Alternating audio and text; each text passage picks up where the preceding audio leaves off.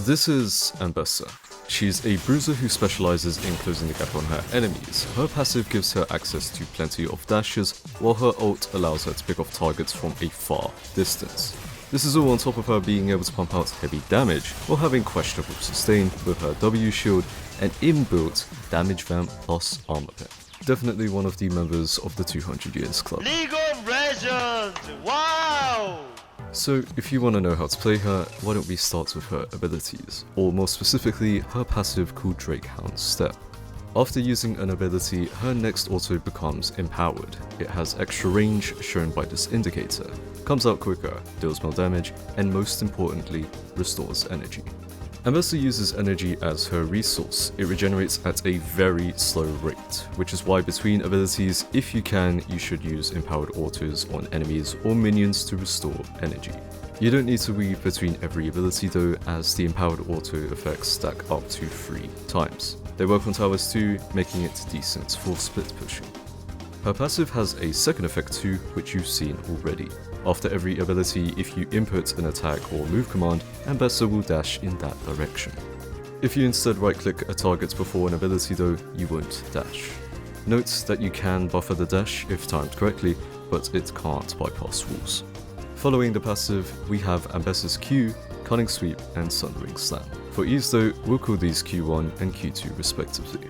Q1 slashes enemies in a cone with damage doubled at the outer rim. If you hit an enemy with Q1, you can use Q2 within the next 4 seconds. Q2 damages enemies in a straight line with the damage doubled against the first enemy hit. The cooldown after hitting Q1 is based on how many seconds it takes to cast Q2, so if you wait 2 seconds to cast Q2, you get 2 seconds deducted. This means that you don't get punished too hard for missing. Next on the list is Ambessa's W called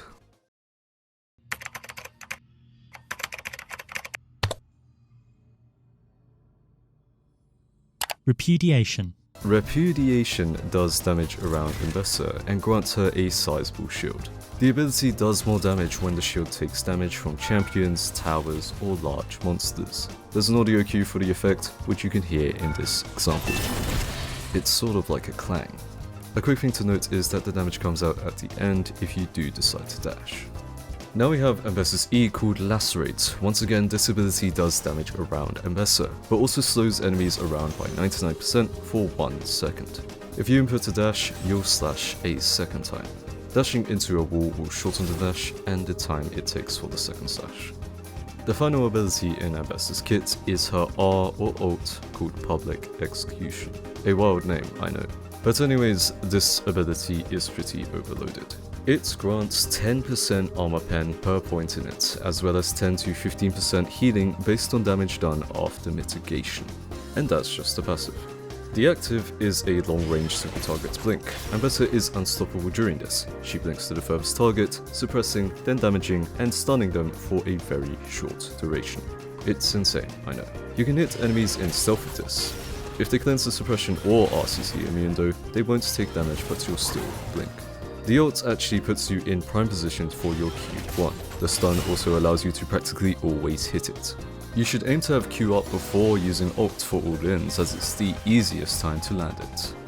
Autoing after ult is also an option, but if you right click the target after ulting, you'll dash into auto, moving out of the Q's sweet spot. To stop the dash, right click or attack move the target, then press the stop key to not dash. This way you get the auto and stay in the sweet spots, which will come into play later when we talk about combos. Your general skill max order will be Q, E, W, and then R whenever you can. For your first 3 levels, take Q, W, E. As for Ambessa's flash interactions, you can of course Q1 flash and Q2 flash. For Ambessa's W, you can flash at 3 points. The first is immediately after without dashing. The second is before the dash comes out. The dash will then come out after the flash. The third is flashing during the dash, where the damage will follow Ambessa. E-flash has similar interactions like W-flash, just using E-flash won't do anything special, but if you flash shortly after your E, you'll be able to dash and slash a second time. The next interaction is more useful than this though. If you input the dash then immediately flash afterwards, you can make the second slash appear instantaneously. It's practically impossible for opponents to react to this, and you instantly apply the E slow. It's great. As for your R, you can't flash during any part of this. Ideally, you should be saving your flash for Q flash, E flash, gap closing, or escaping. Now, you can of course animation cancel on Ambessa, though it's not as intensive as the animation cancelling used by this spawn of hair, but it's still important. You can animation cancel with all of her kits, but the most essential parts are the empowered autos. I'm using the magic damage from Grasp to show you when I auto in these examples. You can see the autos are very well hidden, though depending on the burst you might need, you might not even auto in some cases. Deciding whether to weave autos or just outright animation cancel all of your skills will come more naturally once you've gotten a feel of her damage output. In combination with animation cancelling, there's also something called short dashing. Ambessa E is an excellent example to use for this. By right-clicking the ground close to her after using E, you reduce the distance of the dash and make the second dash come out sooner. If you know Lucian E, it's the same principle. By not going the full distance of the dash, your character can act faster, allowing them to use autos or abilities in quicker succession. Both this and animation cancelling will be used when we talk about combos. But anyways, that's it for the essential parts of Ambessa's kit. We can move on to runes now. So in terms of Ambessa's runes, she generally runs 3 main keystones. These are Conqueror, Electrocute, and Grasp. Grasp is the general rune page you take on Ambessa. For the following slots, you take Shield Bash for your W shield, Second Wind or Bone Plating depending on the matchup, then Unflinching for CC heavy matchups or Overgrowth. For your secondary runes, you can dip into the Inspiration Tree and take Magical Footwear and Biscuits, or Cashback and Triple Tonic if you don't need the sustain. For rune shards, take double adaptive force as well as flat HP or scaling HP depending on if the early game is rough, i.e. against Renekton or Set. Grasp is a great rune that works with her empowered autos. Ambessa primarily does short trades in the early game as you don't have ability haste yet, so this works out. It also lets you survive tough lanes if you take Biscuits, so you can outscale for example the dreaded Renekton lane once you get 2 items. The next rune page uses Conqueror, Triumph, Legend Haste, and Last Stand. For secondary runes, take Shield Bash, then Second Wind or Bone Plating. The other choice is Cashback and Triple Tonic. Rune shards are double adaptive force and scaling HP. You're going to take this page against traditional tanks like Mundo, Scion, and Cho'Gath, as well as champions like Nasus and Jax. Grasp is a laning rune for Ambessa, while Conqueror is a scaling rune. Against traditional tanks, you don't mind taking longer trades as they don't deal that much damage, allowing you to stack Conk rather freely in the late game. Conqueror grants adaptive force with each stack and healing at max stacks, which is why it's better when you do longer trades. For Nasus and Jax, these champions are difficult to short trade with using Grasp, or will force longer trades in the later parts of the game, i.e. with Nasus Wither, which is why you should take Conqueror. The final rune page for Ambessa is Electrocute, Sudden Impact, Sixth Sense, and Ultimate Hunter. Secondary runes are Shield Bash, then Second Wind or Bone Plating. Rune shards are double adaptive force and base or scaling HP. Electrocute is excellent against squishies like Kayle, Vayne, and Kennen. You're not exactly going to get in range of Vayne and Kennen, so you're not going to get Grasp autos or stack Conk, which is why we go Electrocute here. As for Kayle, she's weak early, so you want to push your lane advantage, so you take Electrocute. The rune page is also good against champions like Darius and Zarhan. Against both champions, you don't really want to get in auto range, but you still want to short trade them to whittle them down before the all-in.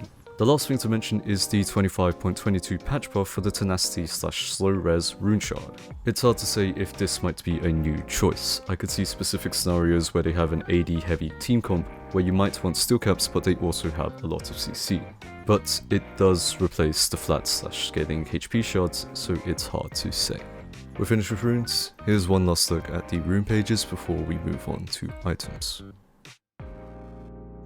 Your starting item choices are either going to be Doran's Shield or Doran's Blade. Blade you take into easy lanes like Kayle, Shen or Ornn, basically low threat lanes or low poke lanes, as well as against Darius and Zarhan if you take Electrocute, otherwise take Shield.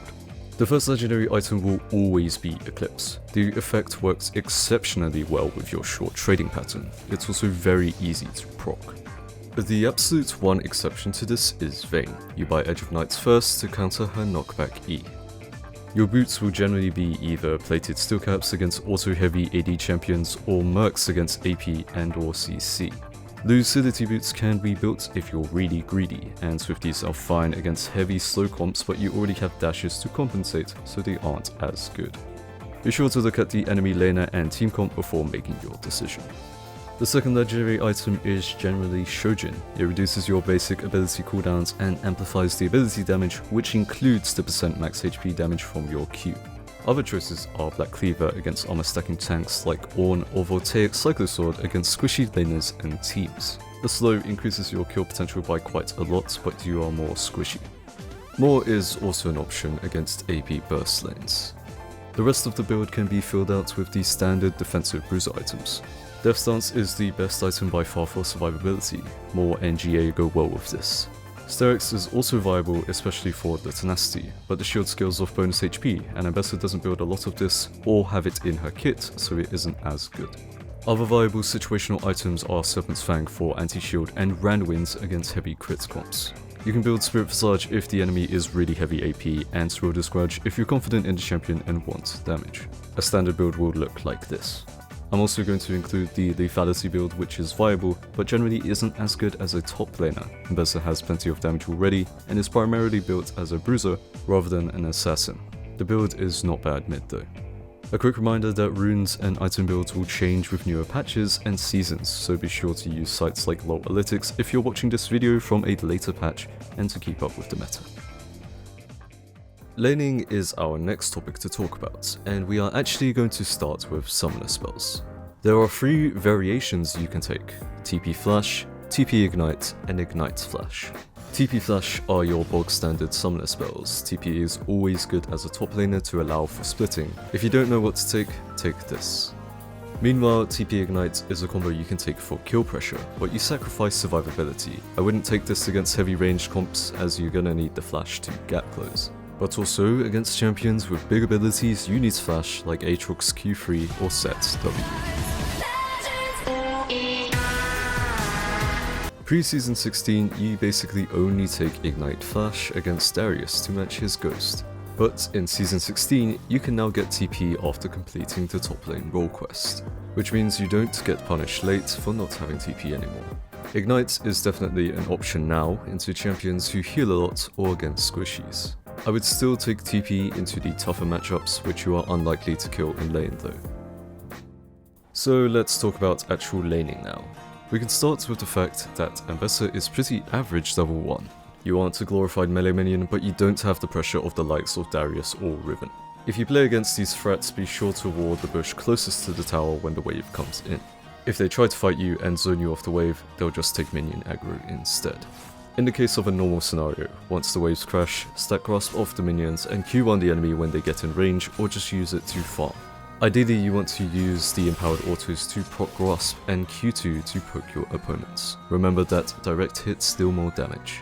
If you have bone plating, try to avoid letting them proc it for free, and utilize the dashes from Q to space your opponents and their abilities.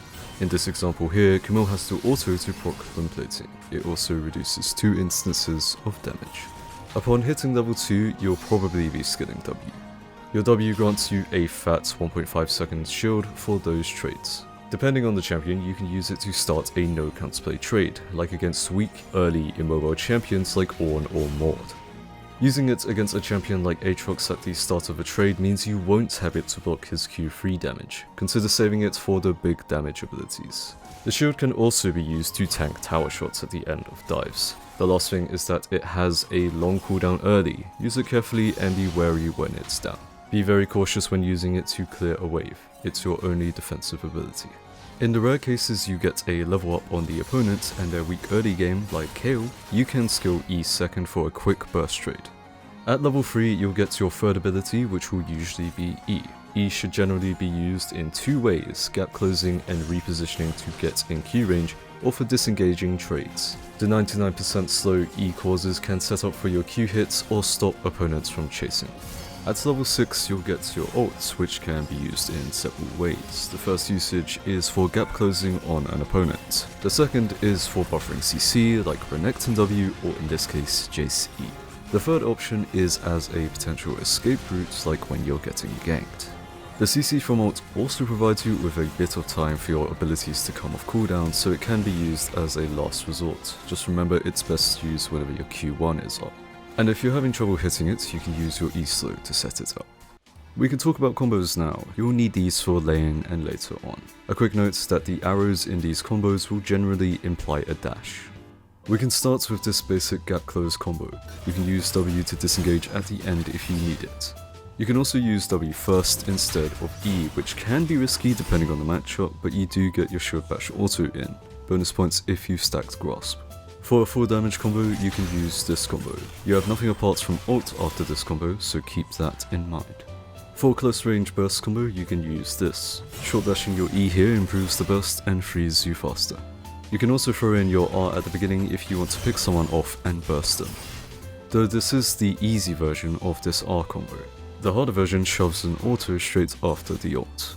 A quick reminder that if you want to get the auto off, you need to right click or attack move click the target, then stop key. You can spam the stop key. The full combo looks like this. You'll need to wait for Ambessa to drop the target before the auto goes off. You can roughly press Q after the target lands, as you can animation cancel your auto. Just make sure you're not spamming Q, otherwise the auto won't go through. This is Ambessa's hardest combo by far, so don't beat yourself up if you can't execute it straight away. And of course, I recommend playing in practice tool if you have trouble learning these combos. Once you're experienced on Ambessa though, you don't need to follow the majority of these to a T. Some general things to memorize for laning just before we get into the mid to late game are that Ambessa specializes in short trades. You want to whittle down your opponent's HP with Q2 poke or general trades before all-inning with ult. She also has a lot of AoE damage, so you may end up unintentionally pushing the wave when you go for trades. Be careful of ending up in a freeze and getting ganked. Your champion spikes well at level 2 and 3 and once you get Eclipse. Ambessa doesn't actually need to win lane in most cases. What I mean is that you scale very well with your 2 item power spike. So going even in lane is fine and winning lane means you'll snowball harder. Don't go using this as an excuse to try and not win lane though.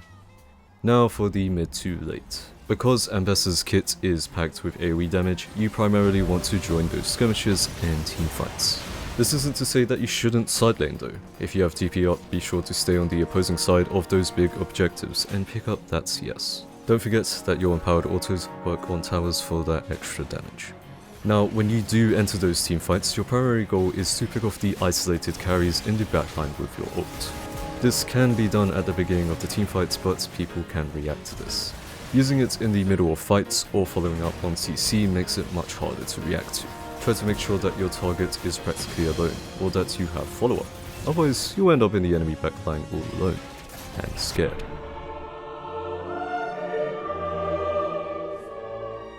Just before you get into the teamfights though, you'll kind of be playing like a weasel. Try to flank on the side or behind the enemy team, and definitely use brushes.